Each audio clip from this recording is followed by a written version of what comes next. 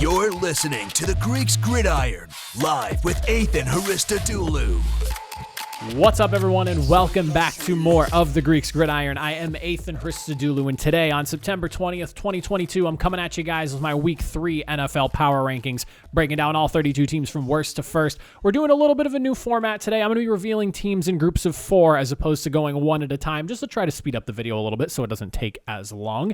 But as a reminder, make sure you hit that like button, hit that subscribe button. We're giving away my show t-shirt you see me wearing here. I got a handful to give out to you guys, so if you want to get yourself one, hit that sub button. When we reach 500, I'll do a reveal, and we'll talk about what we're doing for that. But most importantly, comment down below. How are you feeling about these power rankings? Do you agree? Do you disagree? Where would you rank some of these teams in the list? I would love to hear what you guys have to say.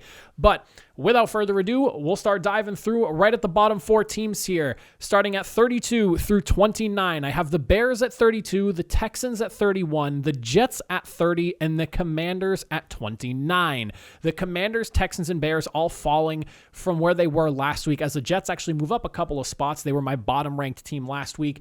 I have the Bears at the bottom just because after getting a somewhat of an upset victory last week in the monsoon and getting completely whacked this week by their division rival Packers, I just need to see some more from this team. I feel like they are amongst the bottom teams of the league, and right now I just feel safest with them at the bottom. I'm going to need to see some better stuff because I'm a little bit worried about what's going on over there in Chicago right now. Texans drop a spot in a hard-fought loss to the Denver Broncos. I want to shout out them, but a loss is a loss. You're 0-1-1. You are where you are, but until I see some more from the team, you're sitting in the bottom for me.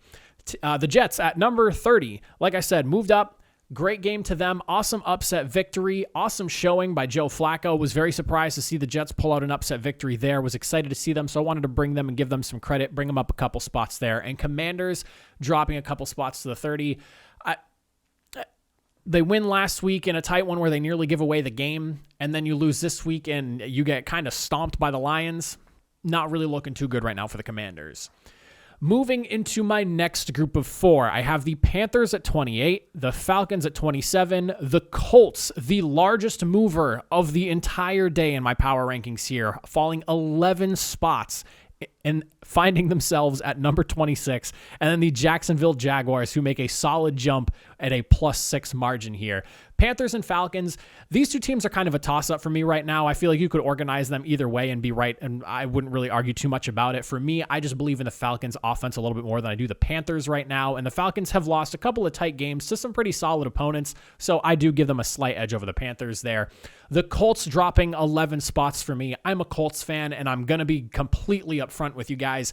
I just do not like the way the Colts are trending right now. There was nothing good for me to see when I was watching back the game tape yesterday, and until I see otherwise, I can't believe in what's going on over there in Indianapolis. I really cannot. The Jaguars moving up 6 spots. They jumped from number I believe 31 is where I had them up last week into 25. This is a big jump. I really like what the Jaguars did in that game against the Colts. Offensively, they were able to move the ball. Again, 3 touchdowns and a field goal as well. I said it going into the season. I feel good about Doug Peterson in Jacksonville. They lost a really tight game last week and then come out and completely shut down the Colts in Jacksonville. Hats off to the division rival of my favorite team, but I have to give credit where it's due. I really like the way the Jaguars are trending right now. Seahawks. After getting a upset victory last week over what's supposed to be as some people consider a playoff contender, and then kind of getting waxed by the 49ers this week, I decided just to not move them because I don't really know where to put them at that 24 spot or anywhere else other than the 24 spot, so I kept them there. I then have the Browns sitting at number 23. I have the Titans at 22, and then the Giants sitting at 21. The Browns fall a couple of spots after taking, again, that upset loss to the Jets here. I wanted to drop them a little bit lower, but I also didn't want to raise the Seahawks in a blowout loss, so I figured settling at 23 was fine for me right now. The Titans dropping 4 spots here out of the teens and into the 20s now. A blowout that I didn't expect them to win, but I did not expect them to just kind of roll over and get flattened the way they did. We'll have to see where the Titans go from here, but I mean, we're sitting in a NFL world right now where the Jaguars are the number 1 team in the AFC South, and while I don't have them ranked as the number 1 team in the AFC South, I have them below the Titans right now. If you wanted to argue that you think the Jaguars should be higher than the Titans at this moment, fair enough. Giants sitting at 21, moving up 5 spots. Hats off to them, man. A 2-0 start that I don't think anyone really saw coming. I definitely did not. But credit to the Giants where credit is due. Very excited to see this team continue to win under Daboll. And, while you might not have gotten the Saquon Barkley game you were expecting to get after last week's performance, you got a really good team effort and a really good W for New York. And the Giants are now sitting at 2-0. And I did not think I'd be saying that going into this season. At number 20, I have the Lions. At number 19, I have the Cardinals. At 18, the Patriots. And at 17, I have myself the Steelers here. So the Lions moving up 3 spots, back-to-back weeks of 30-some-odd points on the offensive side of the ball. I want to see the defense tighten up, but right now the Lions are trending in the right direction. And a team that I think, as I've been saying for a while now, is going to shock some people. And they already have with the way they've played offensively. If that defense can tighten up, I really like the way the Jaguars are moving. At the 19 spot with the Cardinals moving up 3, massive comeback, a game that I did not expect them to be able to come from behind, and I felt like that was a recurring theme this week. But the Cardinals, especially the way they were looking, being able to upset the Raiders and pull off a win that, again, I don't think anyone saw coming. Kyler Murray at the end of the game there working his magic for that 2-point conversion on that play was awesome to see. Credit to them. Moving up a few spots here as some other teams are dropping down because of their losses and moving back into the teens as opposed to being in that upper 20s area they were last week. Patriots at 18 and Steelers at 17. This is probably a head scratcher for some because the Patriots just beat the Steelers, but my reasoning for this is because I do think that with TJ Watt, that game looks a little bit differently. And it sounds like TJ Watt is going to be back within 6, 7, maybe 8 weeks or so, depending on how that pectoral injury heals and how quickly it heals. So with that in mind, I have the Patriots at 18, the Steelers at 17, only because I think if TJ Watt is back, I don't think that game with the pass rush the Steelers could employ plus TJ Watt, the Patriots would be as well equipped to handle such a unit. I think that they, had some balls bounce their way during this game, and I'm not saying I don't think the Patriots could beat the Steelers again, but if I was to take those two teams and match them up 10 times in a row, I don't know if I would say the Patriots would win more times than the Steelers would. I would say it's 50-50 at best, maybe 6-4 the Steelers, something along those lines. Looking at numbers 16, I have the Cowboys. Broncos are at 15, Raiders at 14, and then the Saints at number 13 here. Cowboys moving up into the top half of the league here after a massive upset victory with Cooper Rush. I've got to credit the defense over there in Dallas. For all the worries that everyone has about the Cowboys right now, that defense is looking as good as it could possibly look in the situation that it is in. Micah Parsons is looking like the real deal. Trayvon Diggs, solid job on his end. A lot of people were saying that Jamar Chase was going to cook him in this game, and, solid performance from him. Just that defense overall is going to keep this team alive at least until we get Dak Prescott back. Hopefully the offense can continue to at least churn out some points and maybe surprise a little bit here. Cooper Rush, solid job for coming in, not expecting to start any games, I'm sure, this season, but ready to essentially take that opportunity that was dropped right in his lap, and he ran with it, getting a big victory done. Surprised I'm even talking like this about the Cowboys, but here I am. Broncos at 15, you get +1 for taking down a Texans team that kept it really tight with you guys. I really didn't want to move them up, but I did give them a +1 for the victory, and that's about as much as I have to say about the Broncos. The Raiders dropping 4 spots in a collapse loss to the Cardinals. 0-2 now under Josh McDaniels. My biggest concern with this team coming into the season was Josh McDaniels. I love the roster that Las Vegas has, but I know how things went for Josh McDaniels in Denver the first time around as the head coach, and right now, things are kind of rearing their ugly head already. 0-2 start. I don't think anyone really expected the Raiders to start 0-2, maybe 1-1 at worst, but here we are. I have them at 14. And then the Saints dropping a spot to number 13. Tough loss to a very chippy loss at that too. That Buccaneers Saints game was hot, and I mean hot. There was a lot of stuff going on. Mike Evans comes out of the game suspended for completely blowing up Marshawn Lattimore for the second time. I mean, when those two teams get together, there is a clear tension between it. It's kind of fun to watch. I wish that there was a little less fighting. We can keep the chippiness, but we don't need to be seeing people get blown up, blindside blocked, and things like that after the play. But overall, I like the Saints still. I think emotions just got a little out of control and, the wheels kind of fell off a little bit. Dennis Allen is a newer head coach. Maybe he had a little bit of a difficulty reining the team in there, but those two teams do kind of get explosive anyways together. And then, Bruce Arians was on the sideline and some people are, saying he was instigating stuff as well. I don't really know, but I don't want to fault the Saints too much for losing to the Tampa Bay Buccaneers, one of the better teams in the NFL. Moving into now the top 12.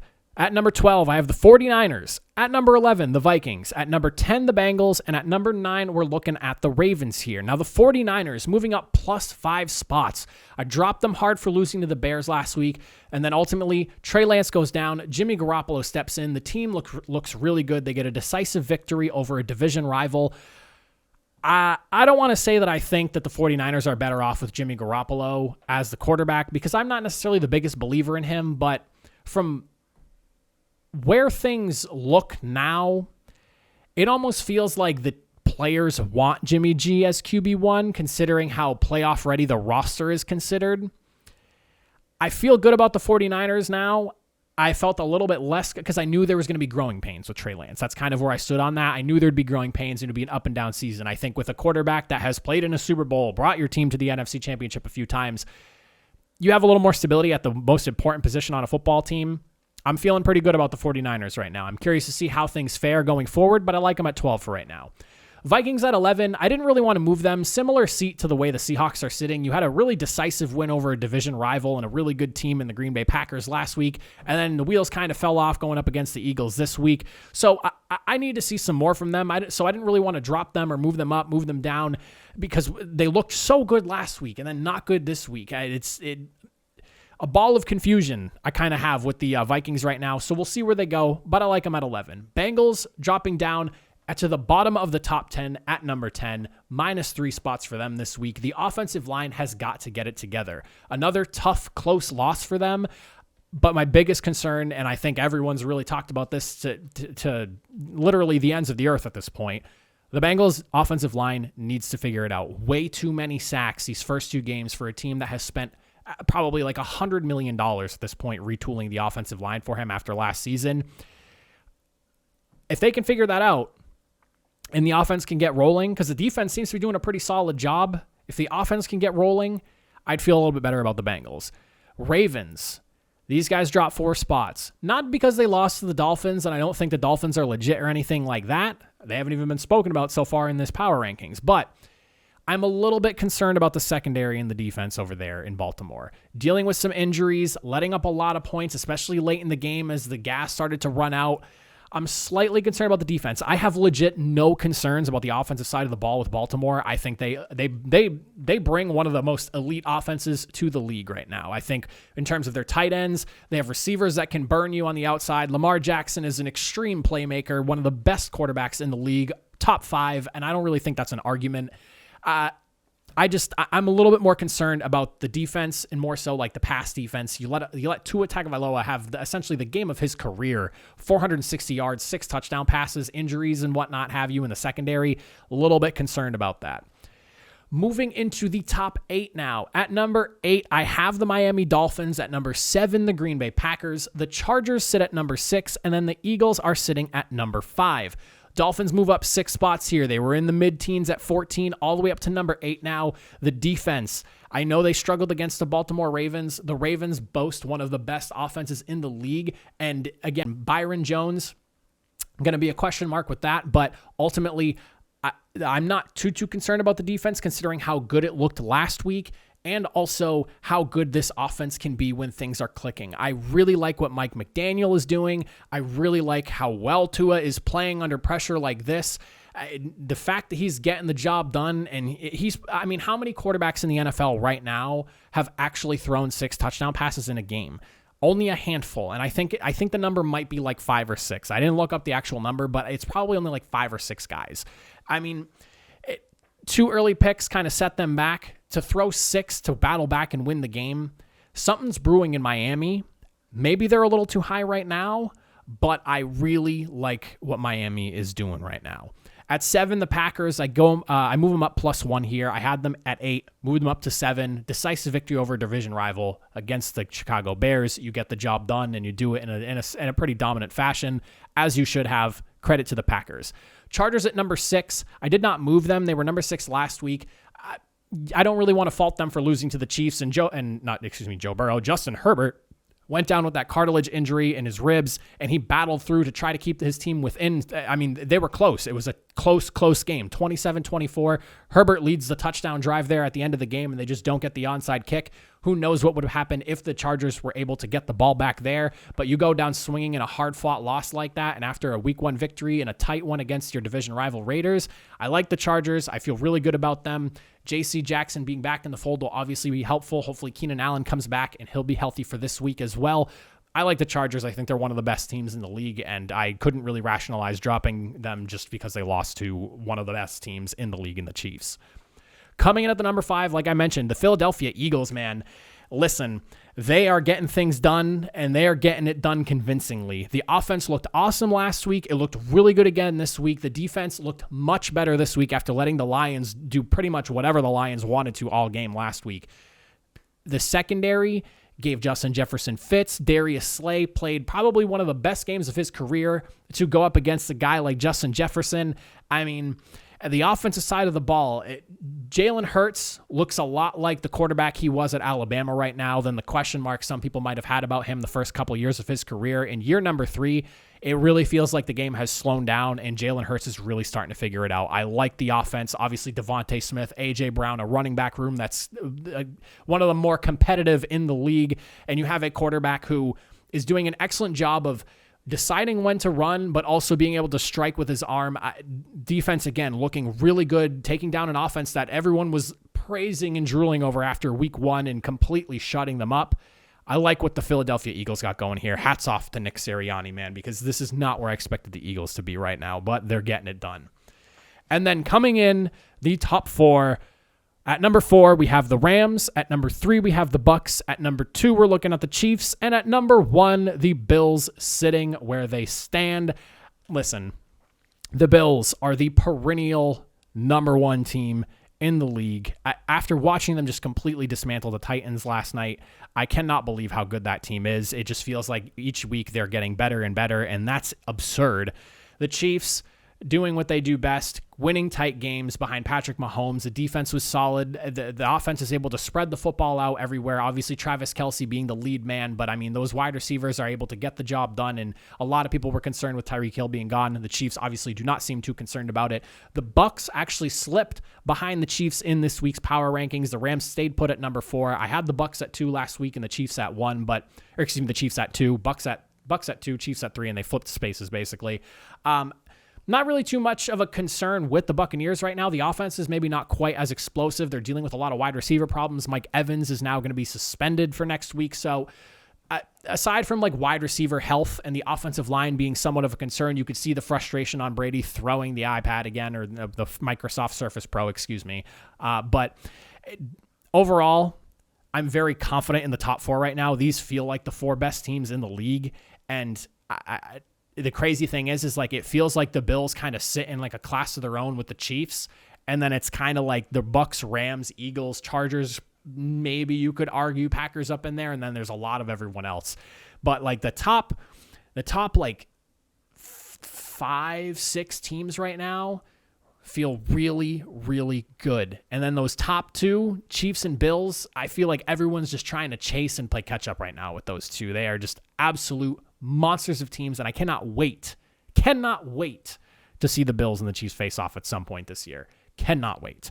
But those are my power rankings for all 32 teams from bottom to top. Again, make sure you hit that subscribe button, hit that like button, and I will see you guys in the next video. We're doing picks tomorrow, so make sure you tune in to check out my picks video. My current record for the season is awful. That's it for me. I appreciate you guys for watching. I'll see y'all next time. Have a good one.